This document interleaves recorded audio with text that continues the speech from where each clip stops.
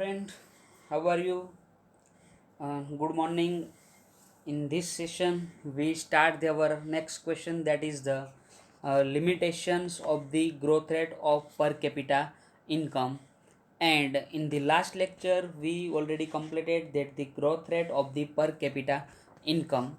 In the growth rate of the per capita income, we already completed that the definition of the economic development as per the per capita income, that's the per capita income of country increases for a long period continuously. It can be said that the economic development. And the per capita income is average income per head, and we know that ki per capita income is equal to the gross national income of the country divided by the total population of country. And in this lecture, we continue for the limitations of the per capita income. And the first limitation, that is the only estimates. तो friend यहाँ पे हम start कर रहे हैं limitation, and the first limitation that is the only estimate. The national income of the economy is calculated almost every year, and hence we get almost correct data, but the population of the country is not calculated every year. यानी कि friend यहाँ पे हम simple words में अगर बोल सकते हैं कि जो नेशनल इनकम हमारी है, उस नेशनल इनकम को हम एवरी ईयर कैलकुलेट कर रहे हैं. लेकिन सामने अगर हम बात करें कि पॉपुलेशन, तो पॉपुलेशन को हम एवरी ईयर कैलकुलेट नहीं कर रहे. आपको इतना याद रखना है कि नेशनल इनकम हम एवरी ईयर कैलकुलेट करते हैं, पॉपुलेशन हम एवरी ईयर कैलकुलेट नहीं करते. यानी कि population of the country is calculated every 10 years. That's mean that's population of the country is not calculated every year but calculated every 10 years. So then the mid of the 10 year we can't take the correct data of the population. यानी कि simple में हम बोले कि last जो census report हमारा था कि पॉपुलेशन कैलकुलेशन की बात करें तो 2011 में census report, last census report in the 2011, and the next census report that is the 2021. तो यहाँ पे हमें पता है कि समझो कि हम 2016 के लिए पर कैपिटा इनकम कैलकुलेट कर रहे हैं. तो per capita income is equal to total या तो gross national income divide by total population of country. And we know that the national income of the economy is calculated almost every year, so hence we get almost correct data of the national income. But the population of the country is not calculated every year, so we can't deduct the correct data of the population, and the population is the estimated. यानी कि हमें पता है कि 2011 में 121 करोड़ की population थी, तो उस मुताबिक हम एक एस्टिमेट लगाएगी कि 2016 में कितनी हो सकती है. अगर 10 करोड़ इंक्रीज हो रही है तो 131 होगी. तो हम यार करेक्ट डेटा नहीं है हमारे पास कि 2016 में 131 करोड़ ही होगी, एक एस्टिमेट लगा रहे हैं. इसीलिए हमें जो भी पर कैपिटा इनकम मिल रही है वो भी क्या होगी, एस्टिमेट होगी. In India population census is taken in a once in 10 years, and hence only an approximation is taken for all other years. तो हमें पता है कि 2011 में जो डेटा आएगा उनके बाद डायरेक्टली 2021 में आने वाला है. तो बाकी के ईयर 2011 को छोड़ के 2012 से लेकर 2020 तक हमारे पास जो भी पॉपुलेशन हम लगा रहे हैं फॉर द कैलकुलेशन ऑफ पर कैपिटा इनकम, वो क्या होगी, एस्टिमेट होगी, अप्रोक्सीमेशन होगी. करेक्ट हमारे पास डेटा नहीं होगा. So per capita income data is not acquire correctly, यानी कि पर कैपिटा इनकम का डेटा भी हमें करेक्ट मिलेगा नहीं. क्यों? क्योंकि पॉपुलेशन ही हमारे पास करेक्ट डेटा में नहीं है, क्योंकि एवरी 10 ईयर कैलकुलेट हो रहा है, और पॉपुलेशन एवरी 10 ईयर कैलकुलेट हो रहा है. तो पॉपुलेशन के बेस पे तो हम पर कैपिटा इनकम क्या करते हैं, कैलकुलेट करते हैं. इसीलिए यहाँ पे प्रॉब्लम क्रिएट हो रहे हैं और हमें करेक्ट डेटा नहीं मिल रहा है for correct data of the per capita income. तो first limitation per capita income की एस्टिमेट इनकम है पर कैपिटा इनकम, क्योंकि पर कैपिटा इनकम में हमें करेक्ट डेटा नहीं मिल रहा है. नेशनल इनकम तो हम एवरी ईयर कैलकुलेट करते हैं, लेकिन पॉपुलेशन एवरी 10 ईयर। तो बाकी के जो ईयर है वहाँ पे हम क्या करते हैं कि अप्रोक्सीमेशन ही होता है, एस्टिमेट ही निकलता है। The next limitation, that is the difficulty in calculation of national income and per capita income. Then friend, we have already seen the difficulty in calculating national income. तो वहाँ पे हम पता था कि आप पेज नंबर 18 पे आ सकते हो और वहाँ पे देख सकते हो difficulty in calculating true national income, page number 18 पे। तो वहाँ पे अलग अलग प्रॉब्लम है, तो जो भी डिफ़िकल्टीज आ रही थी कि हम करेक्ट डेटा हमें नहीं मिल रहा है for the national income. Reason थे कि डबल काउंटिंग, उनके बाद हम बात करें कि production for self consumption, difficulty in calculating depreciation, illegal income थी, टैक्स अवॉइडेंस, टैक्स इवेजन, अलग अलग बहुत सारे रीज़न से हमें करेक्ट नेशनल इनकम नहीं मिल रही थी।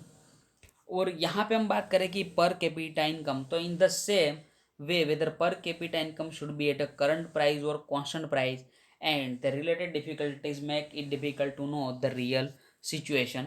यानी कि जो डिफ़िकल्टीज नेशनल इनकम में थी वही डिफ़िकल्टी पर कैपिटा इनकम में भी है कि हम पर कैपिटा को करंट प्राइस पे कैलकुलेट करें कि कांस्टेंट पे, क्योंकि दोनों प्राइस में अलग अलग हमें पर कैपिटा इनकम मिलेगी। इसलिए यहाँ पे सिचुएशन भी क्या हो रही है, डिफ़िकल्ट हो रही है। तो हम जो पर कैपिटा इनकम और नेशनल इनकम का कैलकुलेशन करेक्टली नहीं कर पाएंगे। And the third limitation, that is the per capita income shows only an average, यानी कि पर कैपिटा जो इनकम है वो एवरेज इनकम है और हमारी जो रियलिटी इनकम है वो कंसिडर नहीं कर रही है। मैं आपको एक एग्जांपल दे रहा हूँ, ध्यान से आप समझोगे इस एग्जांपल को। कि समझो कि कोई एक जेड नाम का देश है, इस देश के अंदर रहते हैं A, B, C, D and E, and the second that is the वही नाम का देश, वहाँ पे भी यही लोग रहते A, B, C, D and E। अब देखो फ्रेंड कि यहाँ पे समझो कि ए की जो इनकम है वो 5000 है, बी की इनकम जो है वो 5000 है, सी की इनकम की हम बात करें कि 30,000 है, एंड आगे जो एक डी की हम बात करें तो उनकी इनकम है 10,000 एंड ई की इनकम है 1 लाख। तो टोटल यहाँ पे जो इनकम हुई वो कितनी हुई, 1,50,000 यानी कि 1.5 लाख। और यहाँ पे एवरेज इनकम यानी कि पर कैपिटा इनकम हमें कितनी मिलेगी, तो डिवाइड 5 करेंगे तो हमें यहाँ पे मैं लिख रहा हूँ 30,000 हमें इनकम मिल रही है पर कैपिटा इनकम। तो per capita income is the average income per head, यानी कि पर कैपिटा इनकम क्या शो कर रहा है कि ए की इनकम 30,000 है, बी की इनकम भी 30,000, सी की इनकम भी 30,000 and D is also earn 30,000 and E also earn 30,000। तो यहाँ पे क्या हुआ है कि इनकम का जो डिस्ट्रीब्यूशन है वो क्या है, इन इक्विटेबल है, कि अलग अलग डिस्ट्रीब्यूशन हुआ है। जिनकी इनकम ज़्यादा है उनकी बहुत ज़्यादा है 1 लाख, और जिनकी कम है उनकी इनकम देख सकते हो आप 5,000 एंड 10,000। तो यहाँ पे इन इक्वालिटी है, इन इक्वल डिस्ट्रीब्यूशन हुआ है, इसीलिए हमारी पर कैपिटा इनकम भले ही ज़्यादा हो लेकिन इनको हम इकोनॉमिक डेवलपमेंट नहीं बोल सकते।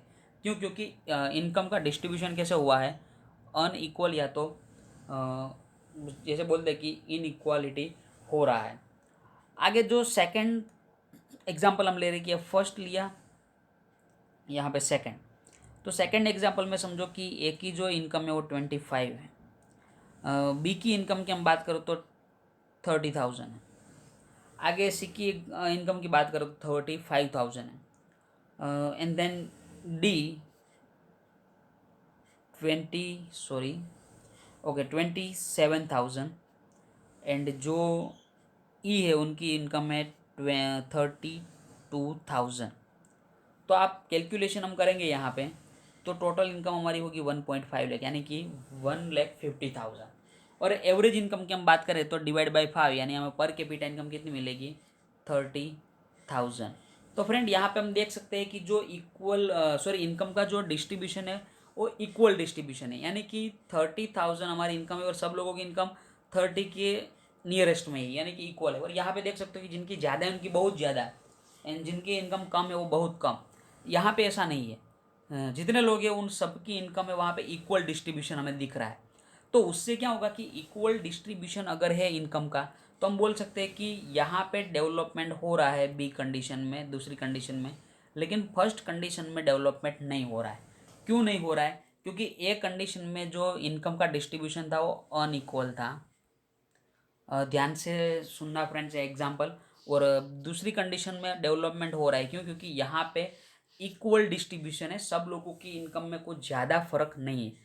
लेकिन फर्स्ट एग्जाम्पल में हम देख सकते हैं कि 5,000 है और यहाँ पे 1 लाख है, यहाँ पे 10,000, तो डिफरेंस इनकम का ज़्यादा है, यानी कि अनइक्वल डिस्ट्रीब्यूशन है। और दूसरा एग्जाम्पल है वहाँ पे equal. So in the second situation that we also said that the economic development taken place.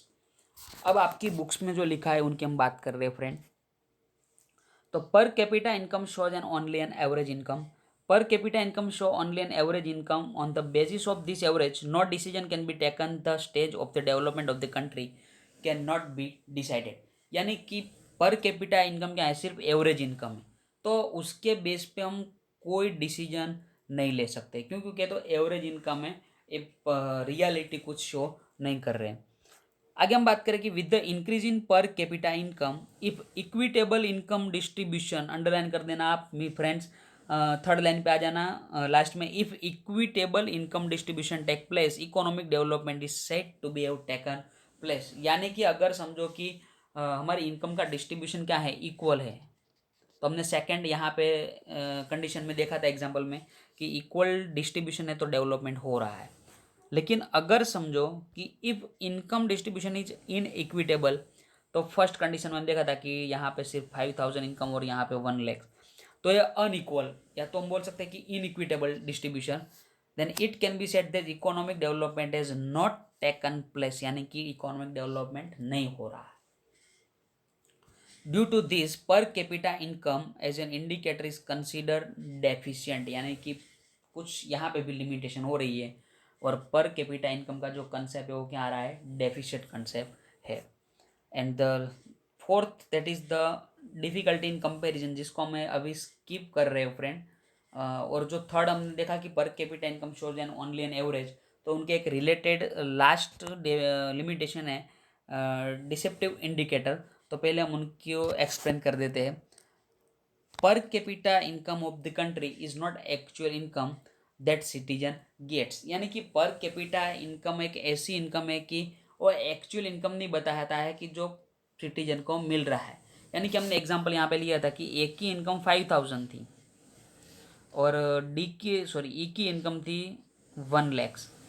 तो यहाँ पे एक्चुअल इनकम नहीं बता रहा है कि पर कैपिटा इनकम ने क्या बताया कि ए भी 30,000 कमा रहा है और ई भी 30 और बाकी के बी सी एंड डी सब लोग 30 कमा रहे हैं।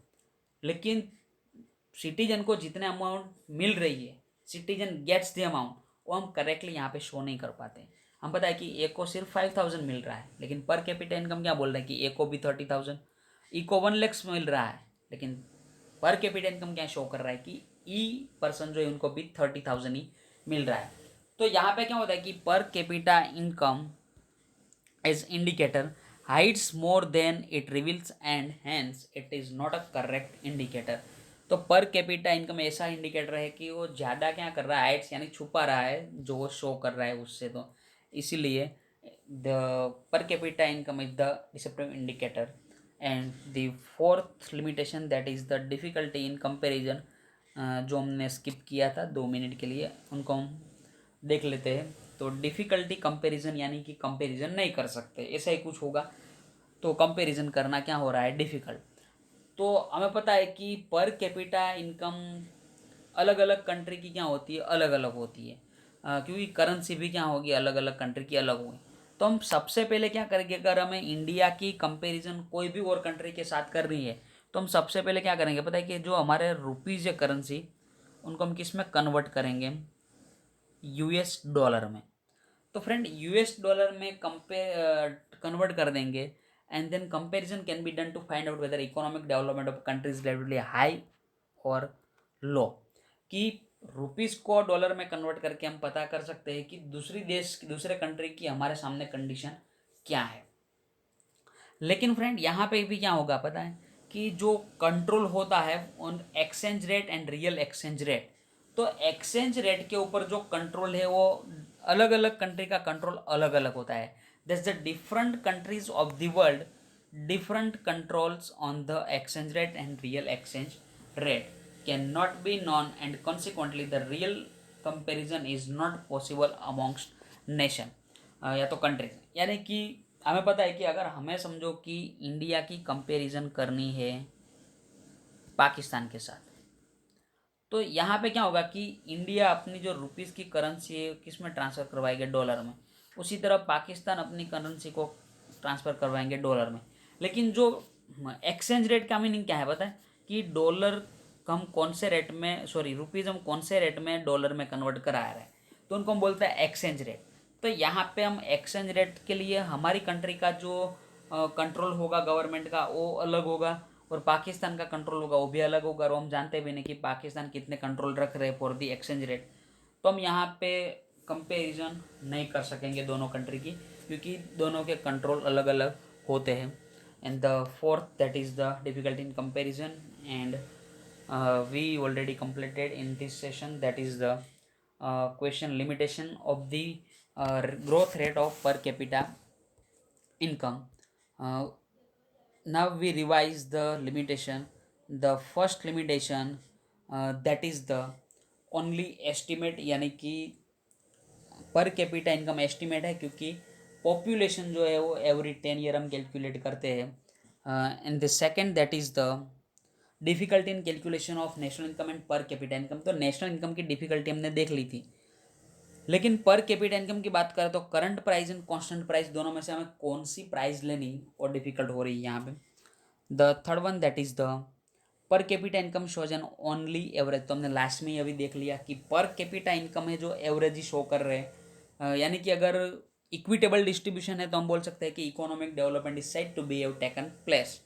But if the income distribution is in equitable, तो हम यहाँ पे बोल सकते हैं कि अगर इन इक्विटेबल डिस्ट्रीब्यूशन है तो डेवलपमेंट नहीं हो रहा है. हमने दोनों एग्जांपल देखे थे.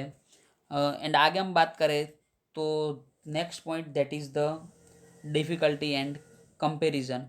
तो कंपैरिजन नहीं हो सकती, क्योंकि हमें हमारी करेंसी को पहले यूएस डॉलर में कन्वर्ट करनी पड़ती है, और अलग अलग कंट्री का उनके ऊपर कंट्रोल अलग अलग होता है, तो हम कंपैरिजन नहीं कर सकते. And the last that is the deceptive indicator. तो हम पता है कि यहाँ पे पर कैपिटा इनकम हमारी एक्चुअल इनकम नहीं है. एग्जांपल आपको पता है कि लिया था थर्ड लिमिटेशन में, और जो भी वो रिवील्स करा है उनसे ज़्यादा वो छुपा रहा है Heights. That's why that is the discipline indicator. और यहाँ पे और एक हम बात कर रहे हैं कि इम्प्रूवमेंट हमारा जो नेक्स्ट इंडिकेटर है for the economic development, that is the improvement in quality of life and PQLI. तो फ्रेंड अब जो दो इंडिकेटर थे it's complete, and the third indicator that is the PQLI. तो हम यहाँ पे इम्प्रूवमेंट की बात करें इन द PQLI, तो हमारी जो क्वालिटी ऑफ लाइफ है, हमारी लाइफ की क्वालिटी में हम कैसे इम्प्रूवमेंट कर सकते हैं. एंड आगे हम बात करें कि PQLI कैसे इम्प्रूव होता है. तो the objective of economic development is to improve the standard of living of the people. Economic development का ऑब्जेक्टिव क्या है, तो लोगों का जो स्टैंडर्ड ऑफ लिविंग है उसमें क्या हो, इम्प्रूवमेंट हो. For that if economic development has taken place, and how much more or less is to be measured, and for this physical quality of life index as an indicator is accepted. यानी कि economic development अगर समझो कि हो रहा है तो कितना हो रहा है, कितना कम हो रहा है, वो मेजरमेंट करने के लिए, या तो हम बोल सकते हैं कि फिजिकल क्वालिटी लाइफ का इंडेक्स करने के लिए हमने जो इंडिकेटर एक्सेप्ट किया है PQLI for the measurement of the economic development. फिर से मैं यहाँ पे आपको एक्सप्लेन कर रहा हूँ कि इकोनॉमिक डेवलपमेंट का ऑब्जेक्टिव क्या है, improve the standard of living of people. And economic development समझो कि हो रहा है. If economic development is taken places, यानी कि इकोनॉमिक डेवलपमेंट अगर हो रहा है तो हाउ मच मोर और लेस, यानी कि कितना ज़्यादा और कितना कम हो रहा है. वो मेज़र करने के लिए हम PQLI को एज अ इंडिकेटर क्या कर रहे हैं, एक्सेप्ट कर रहे हैं। तो आज के सेशन के लिए improvement in quality of life and PQLI आप एक बार हाँ 3 लाइन का ही टॉपिक है आपके बुक्स में, पेज नंबर 20 रीडिंग कर लेना। और नेक्स्ट लेक्चर की हम बात करें तो नेक्स्ट लेक्चर में हम स्टार्ट करेंगे व्हाट इज़ द PQLI यानी कि physical quality of life, and then उनके साथ aspects which are included in the PQLI और भी टाइम